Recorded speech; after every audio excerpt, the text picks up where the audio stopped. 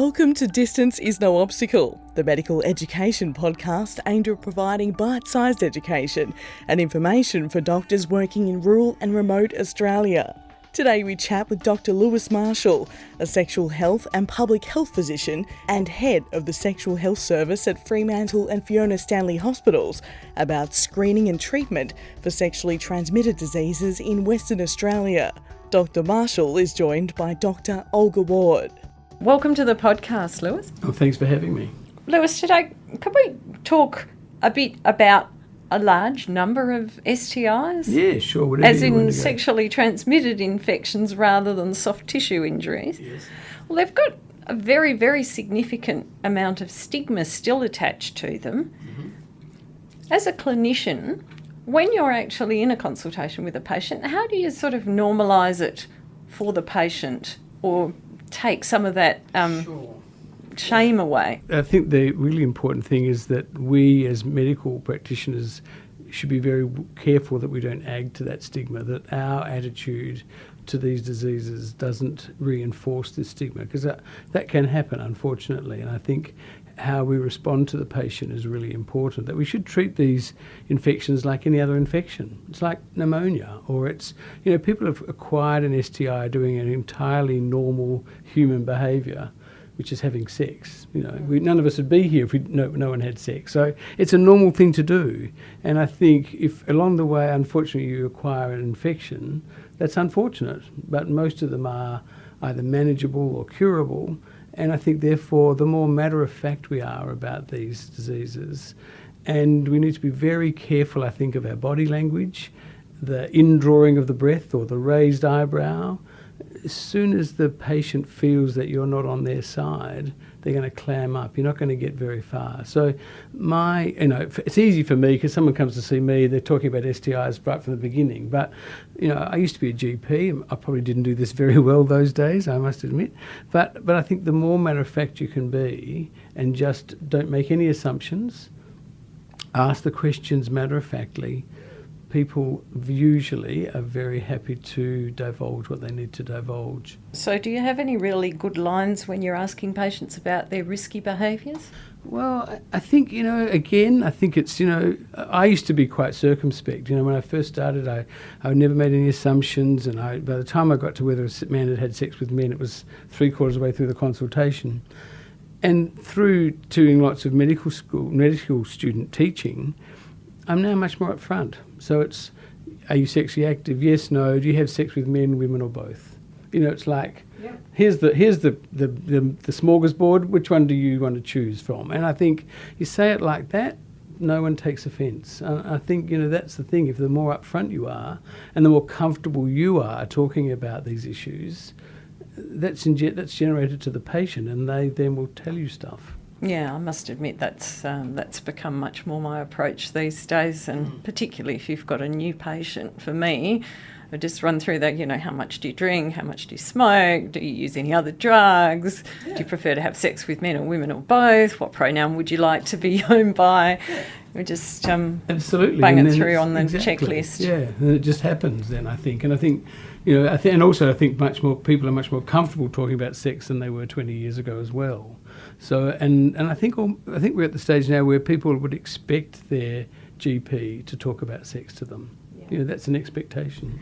Do you have any patients who don't kind of realise that risky behaviour is risky behaviour? Like, are there still people who sort of don't get the whole condom message or the whole... Sure, and I think that's absolutely encapsulated at the moment, that for the first time ever this year, we have more heterosexual men diagnosed with HIV than men who have sex with men. We've never had that before in WA.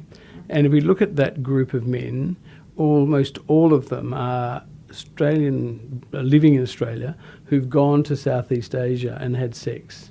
And they don't perceive themselves at risk because they're not a man who has sex with men, but they're having sex with sex workers, or they're having sex with ladyboys, they're having anal sex in those circumstances, but they don't see that as a risk behaviour. And so they're acquiring HIV. And the real problem about those people is that they often present very late. So they may well have an AIDS-defining illness by the time they present. because they don't perceive themselves at risk. No one else perceives them at risk. They're never tested. And if they were tested, they might get a urine for gonorrhea and chlamydia, but they wouldn't have had a blood test for HIV and syphilis. And so again, I think if we're going to be doing testing for STIs, which I would absolutely encourage everyone to do as much as they can, it's not just a urine. There's more to this testing than just a urine. And maybe we can talk a little bit more about that as we go through. Yeah. So how often are you screening patients in general, not maybe particularly this risky thing? Yeah. And what's really common in WA at the moment? Well, I'll start there maybe because that determines what we're going to test for. So there's been a huge increase in syphilis. So we've had nearly over a 400% increase in syphilis in the 5 years from 2014 to 2018. So that's a huge increase. I mean, the numbers are still small. We're about, 500 cases, but it's still a lot more than we used to have. But I mean, you compare it to chlamydia, which is 12,000 cases, and gonorrhea is about 2,500 or 3,000 cases. So, and that gonorrhea is also increased by 80% over that same time frame. So we are in a time of increasing STIs. Now, part of that has been driven by men who have sex with men now with the advent of pre-exposure prophylaxis, PrEP. And we might want to talk about that later too, because that's something that people might be asking for. But because of that, people are having unprotected sex because they're not going to get HIV from the pre-exposure prophylaxis, and then therefore other STIs can be much higher.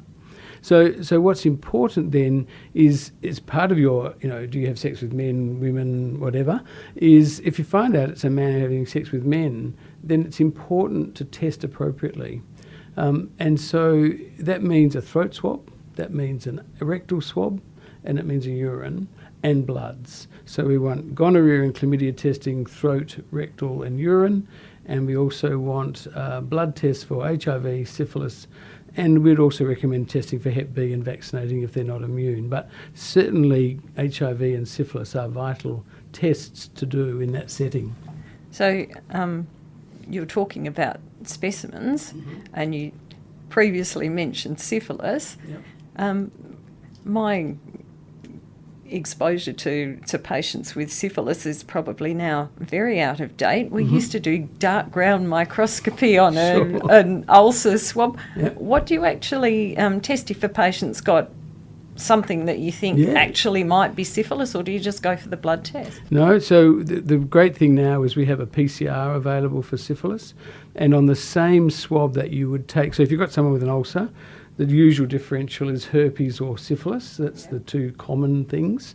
On the one swab, you can ask for both tests. So you can do a PCR for herpes, and every lab will do both HSV1, HSV2 and zoster, and also PCR for syphilis, all on the one swab. So, and often you can have a chancre where the PCR is positive, but the serology isn't yet positive. So I would really be encouraging you and the people to do that test. And the other thing to just say is that as syphilis has become more common, unusual manifestations are becoming more common. So we used to always teach that chancres were single, painless ulcers, and now we're seeing multiple, shallow, painful ulcers that are positive for syphilis. Looking all like, I would say, oh, that's looking like herpes, absolutely. But they're not. It's syphilis. And so if we're not thinking about syphilis, if we're not testing for syphilis, even if you might not do the swab, but I would really encourage everyone to do the swab because you should be swabbing for herpes anyway. Therefore, do the swab ask for syphilis on the same swab. But also doing the blood testing because it's really important. And, with syphilis increasing by such a large amount, unfortunately, it's also increasing in childbearing age women. And last year, we had our first case of congenital syphilis. A completely preventable, a tragedy, absolutely, and a completely preventable condition. And interestingly, in this woman, she was tested at booking, as the RANZCOG recommendation is that you test at booking. But she'd had partner change during her pregnancy, got infected from her new partner, and ended up with congenital syphilis. And of course it wasn't picked up until the baby was born, obviously suffering from congenital syphilis.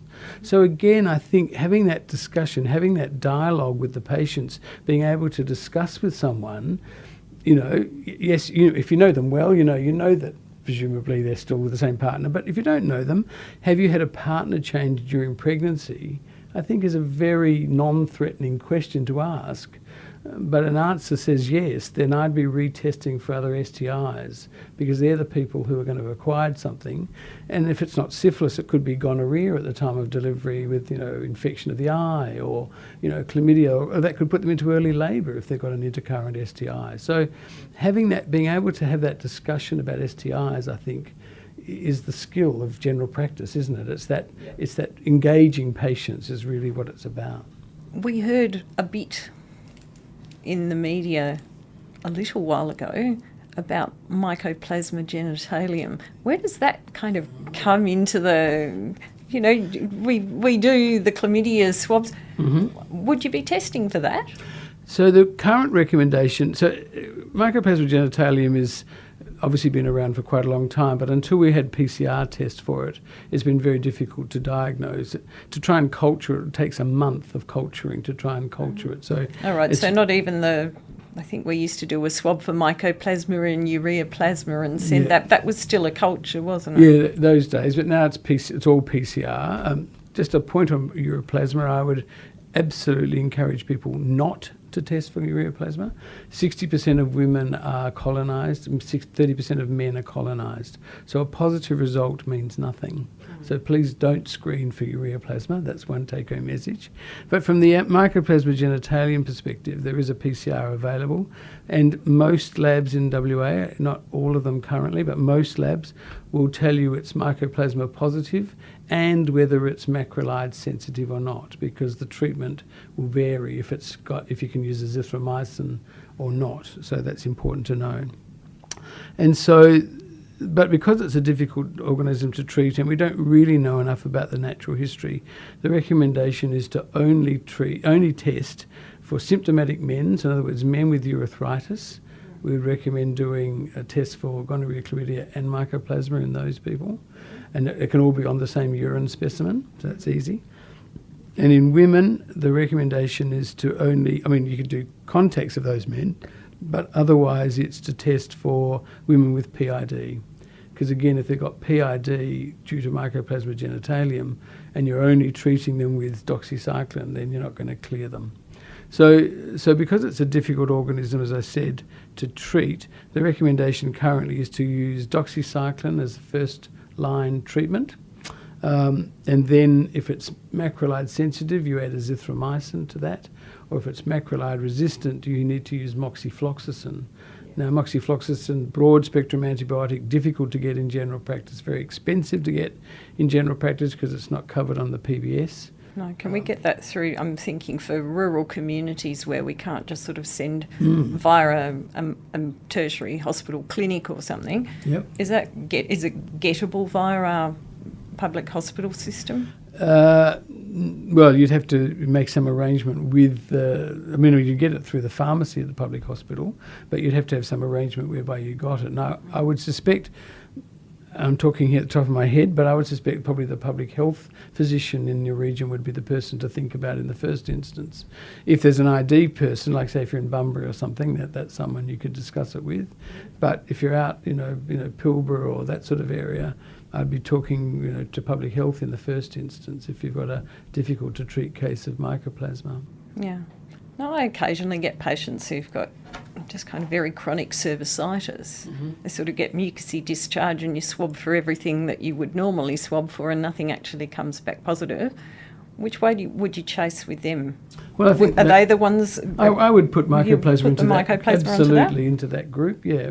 Because if you've got an inflamed cervix, then that certainly can be a cause of cervicitis, yeah. And what sort of resistance patterns are you seeing? Well, depending on what we're talking about. So one good thing is that there's absolutely no resistance to penicillin for syphilis. It's anywhere in the world. For some reason, it's maintained its sensitivity to penicillin.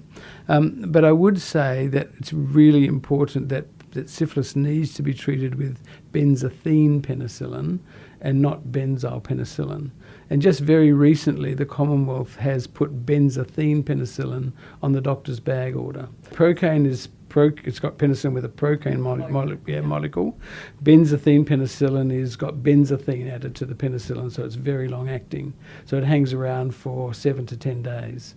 And you need that length of treatment to make sure you're killing syphilis. Syphilis is a very slow growing organism, and so you need low levels. And so if you were using benzathine penicillin, you'd be giving it once a week for months, or once a day for a week? So if it's acute syphilis, so for infectious syphilis, so that's of less than 2 years duration. But essentially, for most people, that's acute syphilis where you've got a very positive RPR and normal and positive serology.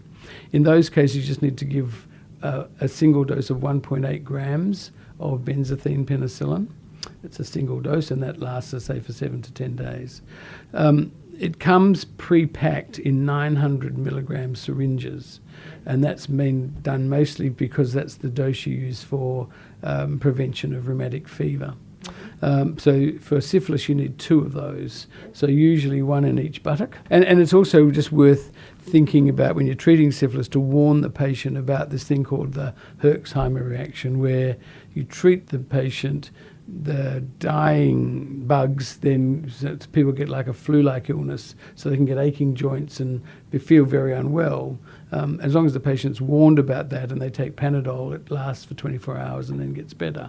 So it just was worth pre-warning someone that they could feel worse after the treatment rather than better. So that's the good thing about syphilis, is we've got great treatment and no resistance. So that's excellent.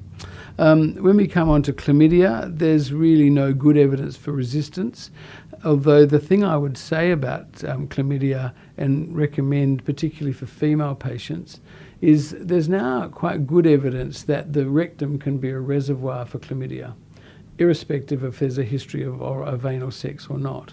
And so the recommendation, and we know that a single dose of azithromycin does not clear rectal chlamydia. So the recommendation now is becoming much more so that we would use doxycycline as our first line treatment for chlamydia in women, 100 milligrams BD for a week.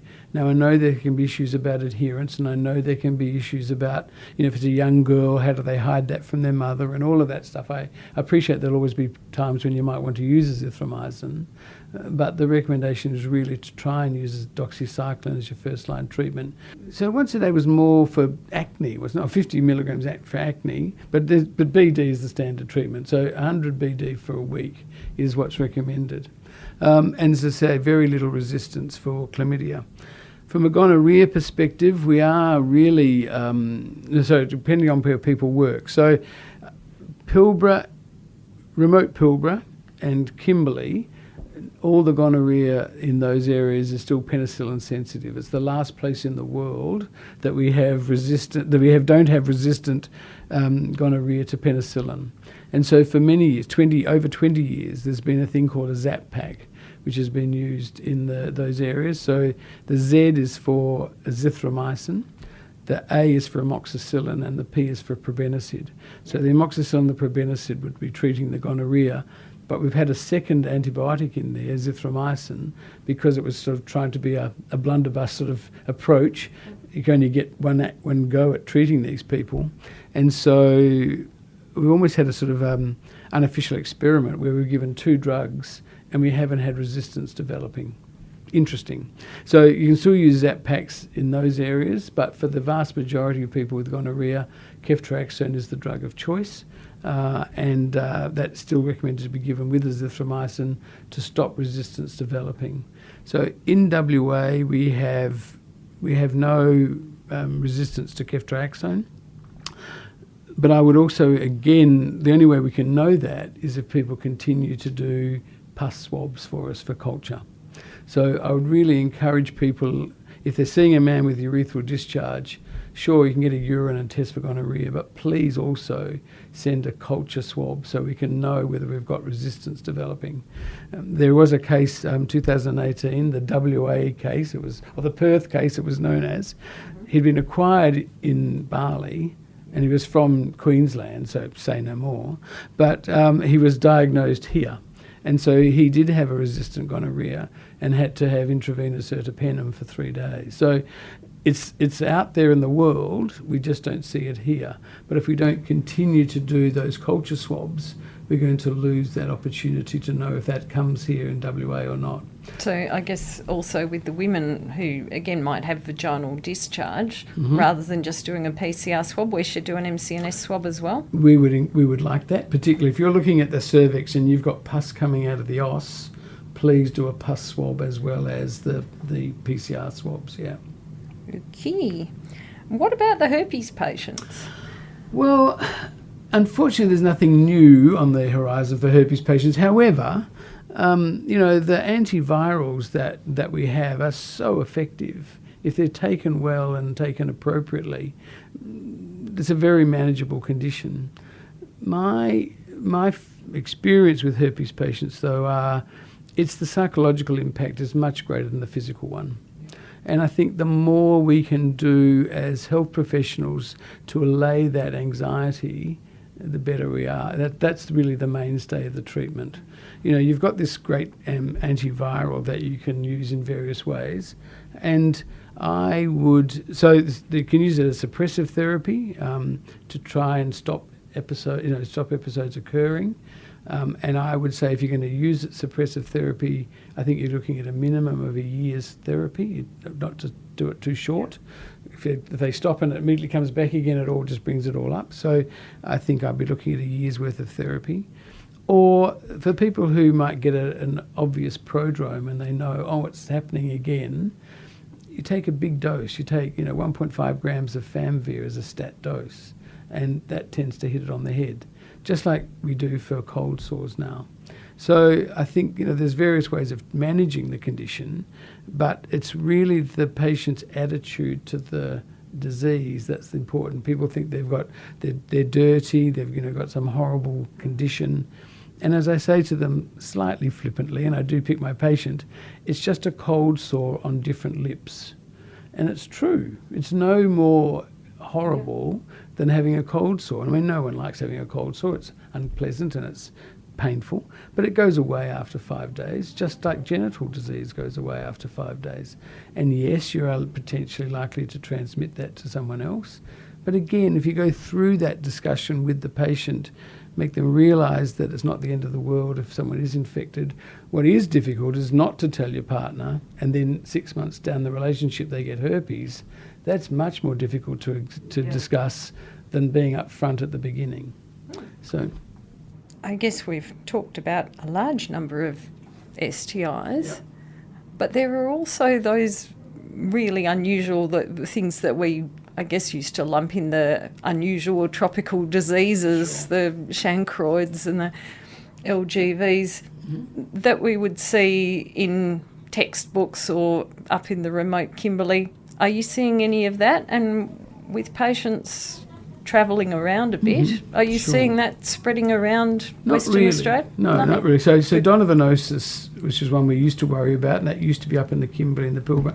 Yep. Essentially, I think we've eliminated that. Hooray. There was a big campaign. Brendan Nelson in 2000 said he was going to eliminate Donovanosis. And it seems to be, not him, but it has gone. So we just never see cases anymore. If you are working in those remote areas and you've got an area, if you've got an ulcer, particularly if it's beefy and red, again, you can do a PCR. The same swab that you do for herpes and syphilis can also do Donovanosis if you're really concerned. So that's available to people. But, with the availability of azithromycin now, that just knocks Donovanosis on the head, and we just haven't seen it. So I think we can almost forget about that.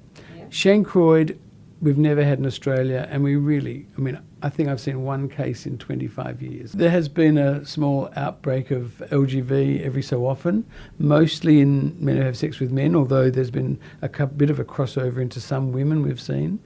But almost always LGV is only ever found in the rectum, and it usually causes quite significant proctitis. So these people will be symptomatic.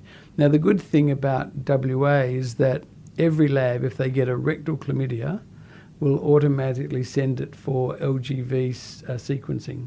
So we know that if anyone's if you're seeing someone with a proctitis and you take a swab for chlamydia and it comes back positive, it'll say LGV or not on the result.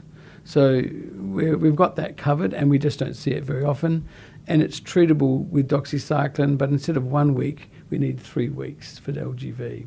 So I wouldn't get too excited about that. The important thing is keep taking the swabs. If you do the swabs, the lab's going to help you. Just like with syphilis, you don't have to know anything about syphilis serology. You just have to ask for the test, and the lab will automatically go through a process of doing a screening test. If that's positive, they go on and do more tests. They go do more tests. Once you've got a result, ring us. Ring any of us at the STD clinics or a clinical microbiologist. We're happy to talk people through syphilis serology, because it always gets a bit, oh my God, what does all that mean? It's not that difficult, but if you don't do it often, it can be a bit overwhelming.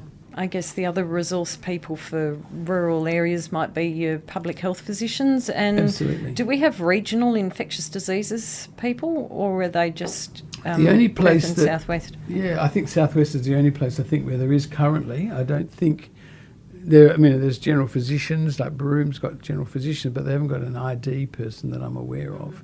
So, but the ID people at Fiona, Stanley, Charlie's and Royal Perth do lots of rural consultation on the phone, so they're used to doing that. But also we're very happy to do that at the STD clinics as well. Well, we certainly appreciate the support when we're out there. Once we found a patient with some kind of STI, as a general practitioner, and particularly these things are notifiable, what's our role in contact tracing? Well, I think contact tracing's got a sort of a old-fashioned feel about it. It's like someone goes out and knocks on the door and drags the person in. You've got gonorrhea. And we haven't really, and that still does happen in some places where, but I think it's part of that matter of fact discussing with the patient. This has come from somewhere. It hasn't come from the ether. It hasn't come from God, sending a thunderbolt. It's come from someone else that you've had sex with. So that person needs to be treated for their own health. But also, if you don't get that person treated, the patient doesn't, make some arrangement, they're going to get reinfected. So for their own benefit, for their own health, they need to make sure that happens. Now, that can be difficult. That patient may not be yours as the GP. But I think empowering the patient to have that discussion is an important part of this process. So partner notification has now become more of a term rather than contact tracing per se. There is always the help you can get from public health and therefore community health are very helpful. And I think people in the rural areas actually get a better service, because there's less cases. Imagine, in the metropolitan area there's 9,000 cases of chlamydia. Well, you're not going to follow all those up. You just can't possibly do that.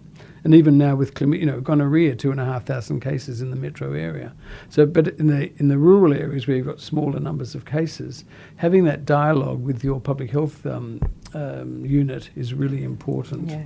And say if one of our patients came up with syphilis or something and we wanted to assist with the contact tracing, but the patient was not all that keen on broaching the subject with their potentially not a very pleased partner, would the unit be able to help with that? Yes, that's the sort of thing you would be, because I think someone's having that third party, particularly if they come with the imprimatur of the health department, can be very helpful in getting over some of those more difficult cases.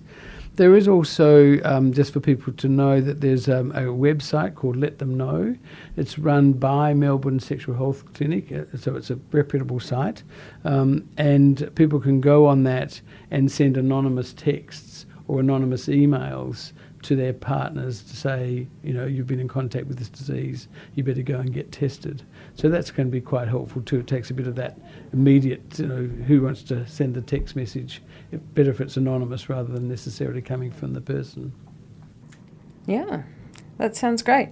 And finally, Lewis, do you have any really good tips for ensuring compliance and getting the patient back for test of cure, or do we just assume that once they've been treated, they're fixed? Well, I think that in some cases, like chlamydia, the recommendation isn't necessarily to put a whole lot of effort into people coming back for proof of cure, although with chlamydia you do need to wait 4 weeks after treatment before you do so. Otherwise, if you get them back too soon, you're not going to know where you're at. We would really encourage people, though, with gonorrhea, given that we're worrying about resistance, and particularly for throat. So throat gonorrhea is traditionally more difficult to clear. And so we would encourage people to be coming back at 2 weeks for a repeat test to make sure they've cleared their throat gonorrhea. Because almost always people with gonorrhea in their throat have no symptoms. So they won't know they've got something unless they're retested. So we would encourage that. I think, SMS texting is probably the best way. I think, in our experience, we just send a text and people respond to that much better than they do. Now, I don't know how easy that is to do through general practice in the rural areas, but, having some way of sending text messaging was really useful, we find. Just pop back to the doctor.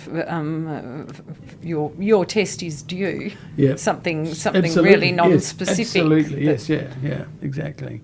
So we send all our negative results out by SMS, for instance, so that, whereas we're not going to tell a positive result. By the way, you've got gonorrhea on the text, but it just says, give us a ring and we can discuss it. So I think, it is important that we all move towards how people now communicate, and I think it's important we try and use those methods as much as possible. Fantastic. Hopefully that's going to make our lives a lot easier. Lewis, thanks for joining us. Well, it's a pleasure. And as I say, if anyone ever needs advice, I'm very happy to be at the end of a phone.